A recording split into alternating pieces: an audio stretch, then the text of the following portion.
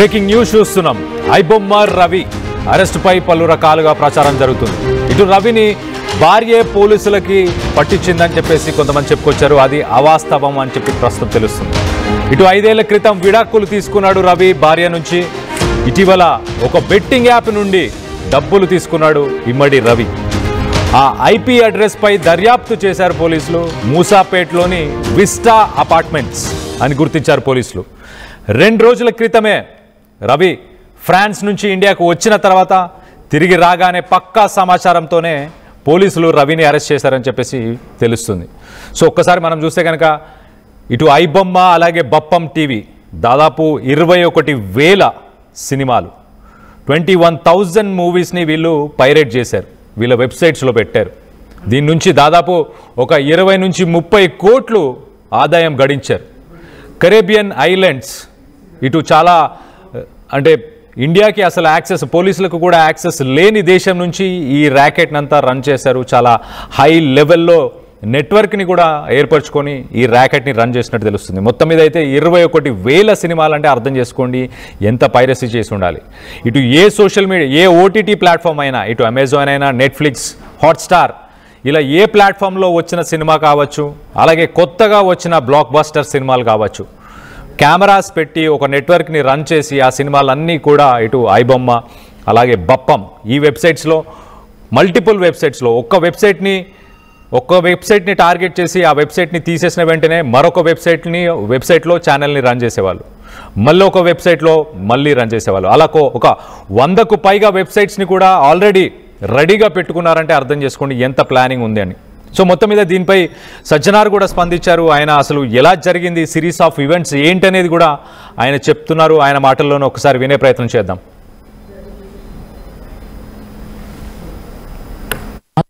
చాలా కీలక పాత్ర పోషించారు. చాలా మంది రకరకాల ఇన్ఫర్మేషన్ చెప్పి వాళ్ళ దగ్గర నుంచి వచ్చిందా ఇన్ఫర్మేషన్ వీళ్ళ దగ్గర వచ్చిందంటే అదంతా రూమర్స్. ఎవరు కూడా అలాంటి లేదు. Police has its own information network.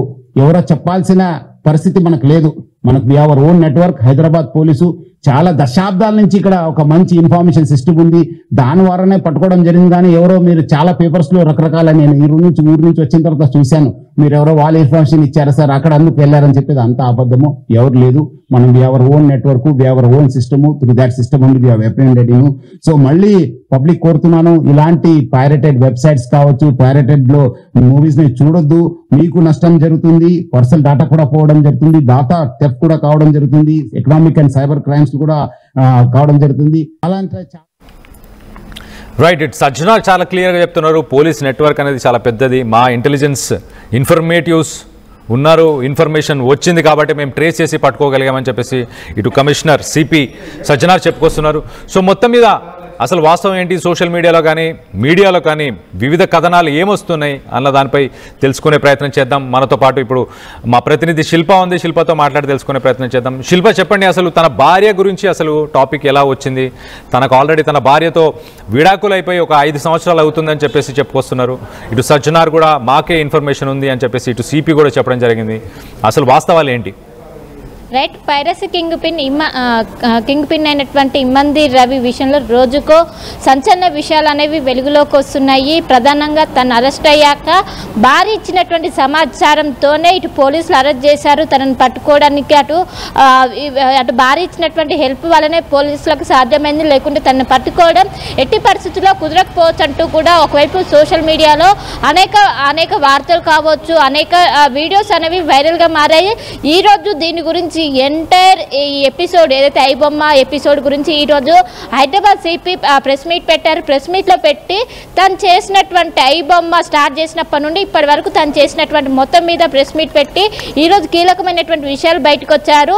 ఒకవైపు తను ఇక్కడ ఉన్నటువంటి భారత్ పౌరసత్వాన్ని వదులుకున్నారు. భారత్ పౌరసత్వాన్ని వదులుకొని అక్కడ కరేబియన్ పౌరసత్వాన్ని తీసుకున్నారు. ఇక్కడ ఏదైతే భారత్లో ఉన్నటువంటి ఆస్తులు ఏవైతే ఉన్నాయో తన వైజాగ్ చెందినటువంటి వ్యక్తి, సో ఆస్తులు మొత్తం కూడా అమ్ముకొని పూర్తిగా అక్కడ సెటిల్ అవుదామనే థాట్లో ఉన్నారు. అందులో భాగంగా తను ఇండియాకి వచ్చారు. ఇండియాకి వచ్చాక పక్కా ఇన్ఫర్మేషన్ ఇటు పోలీసులకు, హైదరాబాద్ పోలీసులు ఎప్పుడైతే 6 నెలల నుంచి అతని కోసం గాలింపు చర్యలు చేస్తున్నారు, ఇటు పోలీసులకు సవాలుగా మారారు. పోలీసులకు సవాలు కూడా విసిరారు. దమ్ముంటే నన్ను పట్టుకో అంటూ కూడా పోలీసులకు సవాలు విసిరడంతో పక్క ఒక టీం మొత్తం ఏదైతే పోలీసు హైదరాబాద్ పోలీసుకు సంబంధించిన ఒక టీం మొత్తం కూడా అతని పైన ఒకవైపు దృష్టి పెట్టి తన కల్లికల పైన ప్రస్తుతం అయితే కల్లికల పైన కూడా ఒకవైపు దృష్టి పెట్టడంతో తనకు ఎల్ఓసి ఇద్దామని కూడా ఒకవైపు పోలీసులు నిర్ణయించుకున్నటువంటి ముందు రోజే ఆయన హైదరాబాద్కి వచ్చారు. హైదరాబాద్కి వచ్చినటువంటి మరుక్షణమే పోలీసులు అదుపులోకి తీసుకున్న అనంతరం వెంటనే అటు నాంపల్లి కోర్టులో హాజరుపరిచాక ప్రస్తుతం 14 డేస్ రిమాండ్లో ఉన్నారు. కానీ చాలా వరకు 21,000 సినిమాలను పైరసీ చేసినట్టు ఇప్పటికే గుర్తించారు. గతంలోనే ఏదైతే 2018లోనే తనకు మ్యారేజ్ అయినట్టు ఇప్పటికే గుర్తించారు. మ్యారేజ్ అయినాక విభేదాల కారణంగా ఇద్దరు కూడా మ్యూచువల్ అండర్స్టాండింగ్తో విడిపోయాక తను ఒంటరిగానే అక్కడ కరేబియన్ దీవుల్లో నివసిస్తున్నారు.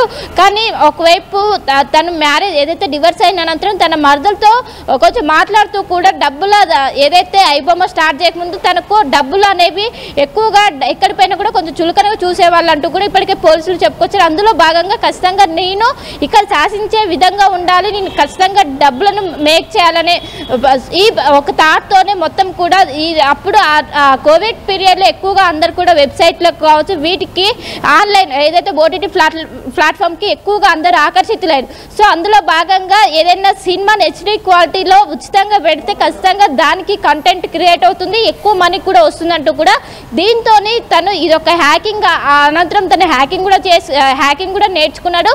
అనంతరం దీన్ని ఒక హాబీగా మార్చుకొని దాదాపు 2017 నుండి ఒకవైపు అక్కడే ఉండే ఒక కరేబియన్ కావచ్చు నెదర్లాండ్స్లోనే అక్కడే ఉంటూ అక్కడే హ్యాకర్స్ని పెట్టి అక్కడ నుండే ఆపరేట్ చేసుకుంటూ ఇక్కడ కొంతమంది సహాయకులతోని వీటి మొత్తం కూడా జరుపుతున్నారు. ఇప్పటికే చాలా వరకు పెన్ డ్రైవ్లు కావచ్చు, ఇంకోవైపు హార్డ్ డిస్క్లు ఇప్పటికే పోలీసులు స్వాధీనం చేసుకున్నారు. హార్డ్ డిస్క్లు 21,000 సినిమాలకు సంబంధించినటువంటి కంటెంట్ ఉన్నది. ఏదైతే పాత సినిమాల నుంచి మొదలుకొని రిలీజ్ అయినటువంటి 3 నుండి 4 గంటల్లోనే సినిమా మొత్తం కూడా హెచ్డి ప్రింట్లో వస్తుంది. సో దీనిపైన ఇటు టాలీవుడ్కి సంబంధించినటువంటి ప్రొడ్యూసర్స్ పోలీసులను ఆశ్రయించాక పోలీసులు దీనిపైన కేసు నమోదు చేసి దర్యాప్తు చేసిన భాగంలోనే ఒకవైపు పోలీసులకే సవాల్ విసిరారు, దమ్ముంటే నన్ను పట్టుకోండి అంటూ కూడా చాలా వరకు 2-3 టైమ్స్ పోలీసులకు ఛాలెంజ్ ఇచ్చడంతో దీన్ని చాలా సీరియస్గా తీసుకున్నారు. అప్పటి ఉన్నటువంటి సివి ఆనంద్ కావచ్చు, ఇప్పుడున్నటువంటి సజ్జన దీన్ని చాలా సీరియస్గా తీసుకొని ప్రతి క్షణం కూడా ఆయన కల్లికల పైన దృష్టి పెట్టారు. పక్కా ప్లాన్ ప్రకారం ఇటు పోలీసులకు సోర్స్ ఉంది, సోర్స్ ప్రకారమే పట్టుకున్నా, మాకు ఎవరు ఇన్ఫర్మేషన్ ఇవ్వాల్సిన అవసరం లేదు, మాకు పోలీసులకంటూ ప్రత్యేకమైనటువంటి సోర్స్ ఉంటుంది, ఆ సోర్స్ ద్వారానే పట్టుకున్నా, మాకు వాళ్ళ భార్య కావచ్చు వాళ్ళకి సంబంధించిన ఫ్రెండ్స్ ఎవరు కూడా ఇన్ఫర్మేషన్ ఇవ్వలే, మాకున్న సోర్స్ ప్రకారమే మేము పట్టుకొని ప్రస్తుతం ఇదంతా లాగుతున్నా. ఇంకా మొత్తం మీద చాలా ఒకవైపు ఎంతమందిది ఆయన దగ్గర పర్సనల్ డేటా ఉంది, ఆ డేటాకు సంబంధించి కూడా ప్రస్తుతం ఎంక్వైరీ చేస్తున్నాం. మొత్తం మీద ఒక్కసారిగా ఒకవైపు తన అరెస్ట్ కొనసాగుతుంటే ఇంకోవైపు సోషల్ మీడియాలో మాత్రం సినిమా రేట్లు ఎక్కువగా ఉన్నాయి, సినిమా రేట్లు ఎక్కువగా ఉన్నాయి, చాలామంది అటు మధ్యతరగతి వాళ్ళు కావచ్చు ఇటు పేదవాళ్ళు కావచ్చు సినిమాలు ఉచితంగా చూడడానికి అవకాశం ఉంది అంటూ కూడా ఒకవైపు ఇటు రవికి మద్దతు అనేది పెరుగుతుండడంతో ఇప్పటికే దీనిపైన హైదరాబాద్ సిపి కావచ్చు ఇటు సినిమా ఇండస్ట్రీ కావచ్చు ఈ విధంగా